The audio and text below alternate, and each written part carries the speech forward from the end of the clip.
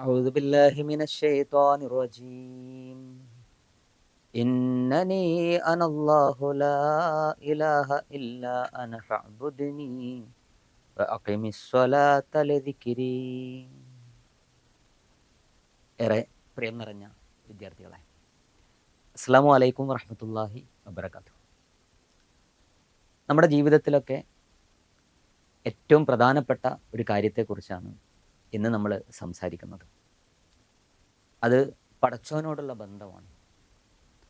നമുക്കറിയാം, ആരാ നമ്മുടെ പടച്ചോൻ എന്ന് പറഞ്ഞാൽ നമ്മളെ സൃഷ്ടിച്ച, നമ്മളെ മനുഷ്യനായി ഈ ഭൂമിയിലേക്ക് അയച്ച, നമുക്ക് കാഴ്ചയും കേൾവിയും നൽകിയ, നമുക്ക് സംസാരിക്കാൻ കഴിവ് നൽകിയ, നമുക്ക് ബുദ്ധി നൽകിയ, നമുക്ക് സൗന്ദര്യം നൽകിയ, നമുക്ക് നമ്മളുടെ ഉമ്മയെയും ഉപ്പയെയും നൽകിയ, നമുക്ക് നമ്മുടെ കൂട്ടുകാരെ സമ്മാനിച്ച, നമുക്ക് വിശക്കുമ്പോൾ ഭക്ഷണം നൽകുന്ന, നമുക്ക് അസുഖം വരുമ്പോൾ നമുക്ക് ശിഫ നൽകുന്ന പടച്ചോൻ അല്ലേ?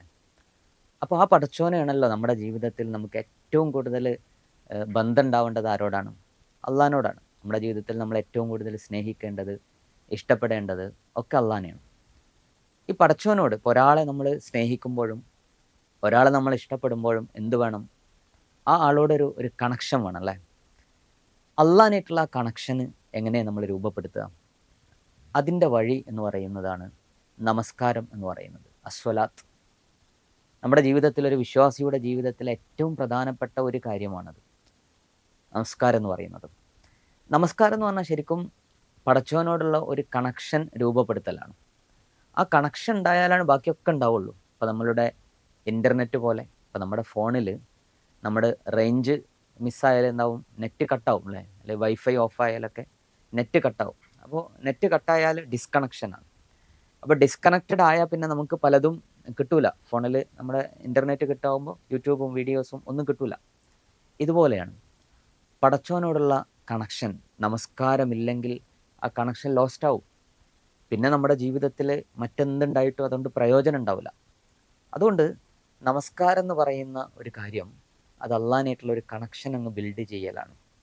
അതുകൊണ്ടാണ് റസൂലുള്ളാഹി സ്വല്ലല്ലാഹു അലൈഹി വസല്ലം, റസൂലിൻ്റെ ജീവിതത്തിൽ നമുക്കറിയാം 40-ാമത്തെ വയസ്സിലാണ് വഹി ഇറങ്ങി നുബുവത്ത് കിട്ടുന്നത് അല്ലേ?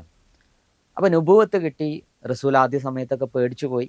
അങ്ങനെ വീട്ടിൽ കിടന്നുറങ്ങുകയാണ്, അല്ലെങ്കിൽ പിന്നെ പുതപ്പ് മൂടി കിടക്കുകയാണ്. അപ്പോൾ പിന്നെ മലക്ക് ജിബ്രീൽ വരുന്നുണ്ടല്ലേ, എന്നിട്ട് പറയുന്നുണ്ട്, ഇങ്ങനെ പുതച്ച് കിടക്കാനല്ല ഇത് തന്നിട്ടുള്ളത്, ഖുർആൻ തന്നിട്ടുള്ളത്. എന്ത് ചെയ്യണം? കും ഫ അന്തിർ, എഴുന്നേറ്റ് സമൂഹത്തിലേക്ക് ചെല്ലണം, ഈ ഖുർആൻ അവർക്ക് പഠിപ്പിച്ചു കൊടുക്കണം. കാരണം അവരൊക്കെ വഴിതെറ്റി പല രീതിയിൽ മുന്നോട്ട് പോകുന്നവരാണ്. അപ്പോൾ വലിയൊരു പണി റസൂലിനെ ഏൽപ്പിക്കാം. അപ്പോൾ ആ റസൂലിന് ആ പണി ചെയ്യണമെങ്കിൽ എന്ത് വേണം? നല്ല കോൺഫിഡൻസ് വേണം, നല്ല കരുത്ത് വേണം, നല്ല ധൈര്യം വേണം അല്ലേ? ഈ ധൈര്യം എവിടുന്നാ കിട്ടുക? അതിനു വേണ്ടിയിട്ടൊരു മാർഗം അള്ളാഹു സുബ്ഹാനഹു വ തആല പറഞ്ഞു കൊടുക്കുന്നുണ്ട്.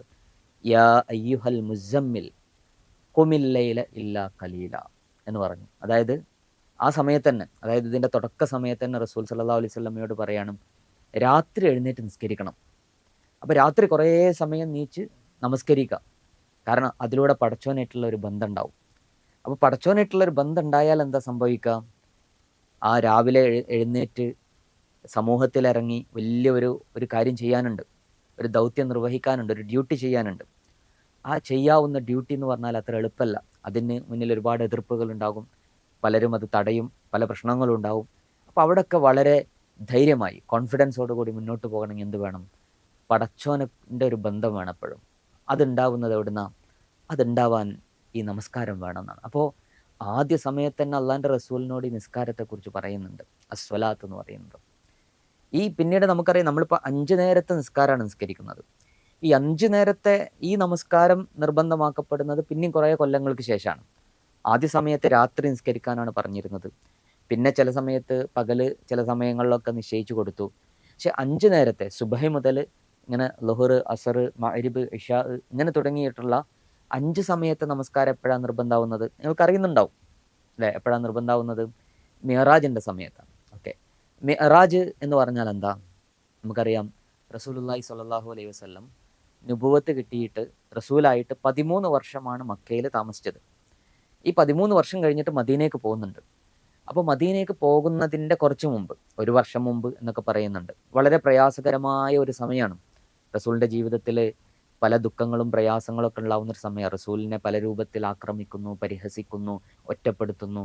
റസൂലിന് കൂട്ടായി ഉണ്ടായിരുന്ന പലരും മരണപ്പെട്ടു പോയി. ഖദീജ റളിയല്ലാഹു അൻഹ വഫാത്തായി. അബൂ താലിബ് മരിച്ചുപോയി.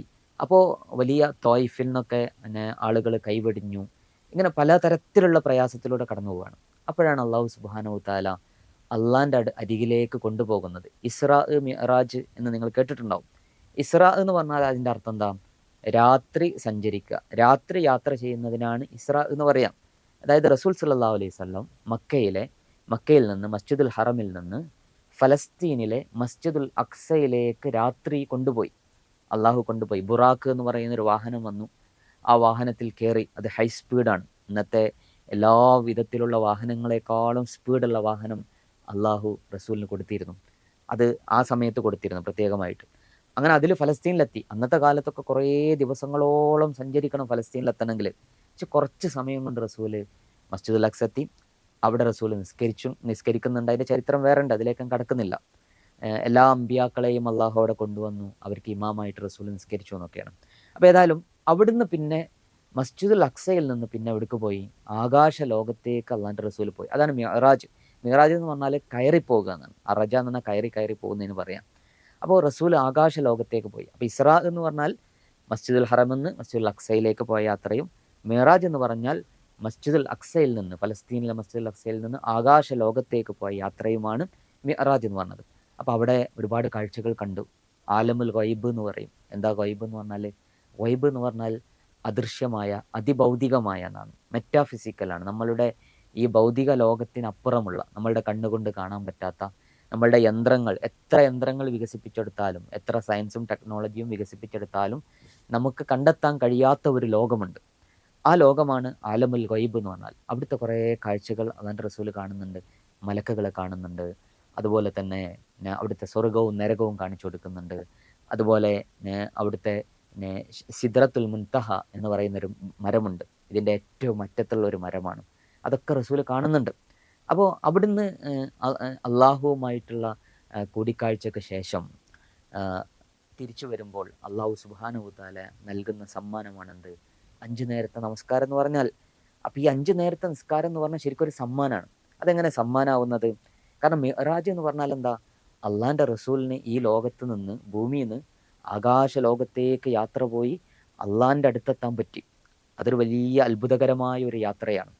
അത് മുഅ്ജിസത്താണ്. മുഅ്ജിസത്ത് എന്ന് പറഞ്ഞാൽ എന്താ? സാധാരണ ഒരു മനുഷ്യനെ കൊണ്ട് സാധിക്കുന്ന കാര്യമല്ല എന്നർത്ഥം. അത് അള്ളാഹ് പ്രത്യേകമായി കൊണ്ടുപോയതാണ്. അള്ളാഹ്ക്ക് കഴിയും. പക്ഷേ നമ്മൾ ഓരോരുത്തരെയും അള്ളാഹ് അങ്ങനെ കൊണ്ടുപോകുമോ? ഇല്ല. നമുക്കതിനുള്ള ഭാഗ്യമില്ല. അത് അള്ളാൻ്റെ റസൂലിന് അള്ളാഹ് നൽകിയ ഒരു ഭാഗ്യമാണ്, ഒരു ആശ്വാസവുമാണ്. കാരണം നേരത്തെ നമ്മൾ പറഞ്ഞു, വലിയ പ്രയാസത്തിലൂടെ കടന്നു പോവുകയാണ്. അപ്പോൾ അള്ളാൻ്റെ റസൂലിന് ഒരു ആശ്വാസം ആവശ്യമാണ്. അപ്പോൾ അള്ളാഹ് നേരെ അള്ളാൻ്റെ അടുത്തേക്ക് കൂട്ടിക്കൊണ്ടുപോയിട്ട് നല്ലൊരു ധൈര്യം നൽകാണ് റസൂലിന്. അപ്പോൾ ആ ധൈര്യത്തിലാണ് റസൂൽ തിരിച്ചു വരുന്നത്, ഒരു സമ്മാനവുമായി നിസ്കാരം. അപ്പോൾ ആ നിസ്കാരം എന്ന് പറഞ്ഞാൽ നമുക്ക് ഒരു മിഅ്റാജാണ്.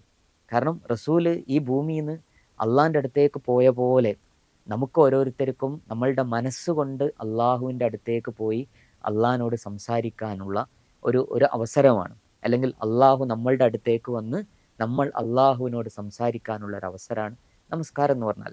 അതുകൊണ്ടാണ് റസൂലുള്ളാഹി സ്വല്ലല്ലാഹു അലൈഹി വസല്ലം പറയുന്നുണ്ട്, അസ്വലാത്തു മിഅ്റാജുൽ മുഅ്മിൻ. നമസ്കാരം എന്ന് പറഞ്ഞാൽ അതെന്താ? അതൊരു വിശ്വാസിയുടെ മിഅ്റാജാണ്. നമുക്കൊക്കെ മിഅ്റാജ് ഉണ്ട്. ആ മിഅ്റാജ് നിസ്കാരമാണ്. കാരണം നിസ്കരിക്കാനായി നമ്മൾ കൈകെട്ടുന്നതോടെ അള്ളാഹ് നമ്മളെ മുന്നിൽ വരികയാണ്. അള്ളാഹിനോട് നമ്മൾ ഇങ്ങനെ സംസാരിക്കുക, അള്ളാഹ് നമ്മളുടെ അടുത്ത് നിൽക്കുക. അതാണ് നിസ്കാരം എന്ന് പറഞ്ഞാൽ. ഇങ്ങനെ 5 നേരം, 5 നേരത്തെ നിസ്കാരം എന്ന് പറഞ്ഞാൽ എന്താ? ഓരോ സമയം നമ്മളിതിങ്ങനെ പുതുക്കുക. പടച്ചവനുള്ള കണക്ഷനാണല്ലോ നേരത്തെ പറഞ്ഞൊരു കണക്ഷൻ. കുറച്ചിങ്ങനെ നമ്മൾ രാവിലെ എഴുന്നേൽക്കുമ്പോൾ തന്നെ നമുക്ക് പടച്ചവനോടുള്ള ഒരു കണക്ഷനാണ് ഉണ്ടാവുന്നത് സുബഹി നിസ്കരിക്കുമ്പോൾ. പിന്നെ ഇങ്ങനെ നമ്മുടെ ജീവിതത്തിൻ്റെ തിരക്കൊക്കെ ഇങ്ങനെ പോകും. അപ്പോൾ ചിലപ്പോൾ കുറച്ച് മറന്നു പോകാൻ സാധ്യത ഉണ്ട് അല്ലേ? കണക്ഷൻ ഡിസ്കണക്റ്റഡ് ആവാൻ സാധ്യത ഉണ്ടാകുമ്പോൾ ലൊഹർ വരികയാണ്. അപ്പോൾ നമ്മൾ ലൊഹർ നിസ്കരിക്കുമ്പോൾ വീണ്ടും ചാർജായി, നമ്മൾ പടച്ചവനായിട്ട് കണക്റ്റഡ് ആയി. പിന്നെ നമ്മുടെ ഇങ്ങനെ ഒരുപാട് തിരക്കിലേക്ക് ഇങ്ങനെ പോവുകയാണ്. അപ്പോൾ തിരക്കൊക്കെ പോകുമ്പോൾ വീണ്ടും ചിലപ്പോൾ അത് ഡിസ്കണക്ഷൻ വരുമ്പോൾ അസർ വരികയാണ്. അപ്പോൾ ഇങ്ങനെ ഓരോ സന്ദർഭത്തിലും ഒരു ദിവസം 5 നേരം നിസ്കരിക്കുക എന്ന് പറഞ്ഞാൽ എന്താ? അത് 5 നേരത്തെ ആ നിസ്കാരം എന്ന് പറഞ്ഞാൽ നമ്മളെ ഫുള്ളി ചാർജഡ് ആക്കും. പടച്ചവനോടുള്ള കണക്ഷൻ അവിടെ വളരെ ശക്തിയായിരിക്കും. അപ്പോൾ പിന്നെ നമ്മുടെ ജീവിതത്തിൽ കുറേ നന്മകൾ അത് മുഖേന ഉണ്ടാവും. അപ്പോൾ നമ്മൾ നിസ്കാരം എന്ത് ചെയ്യരുത്? നമ്മൾ നഷ്ടപ്പെടുത്തരുത്. അത് അള്ളാഹിനായിട്ട് നമുക്ക് സംസാരിക്കാനുള്ള ഒരു അവസരമാണ്. അള്ളാഹിനായിട്ടുള്ള നമ്മളുടെ കണക്ഷൻ നിലനിർത്തുന്ന ഒരു കാര്യമാണ്. അപ്പോൾ ഇൻഷാ അല്ലാ വിശദമായി നമുക്ക് അടുത്ത ക്ലാസ്സുകളിൽ സംസാരിക്കാം. അള്ളാഹു നമ്മൾ അനുഗ്രഹിക്കുമാറാകട്ടെ. അസ്സലാമു അലൈക്കും വറഹ്മത്തുള്ളാഹി വബറകാതുഹു.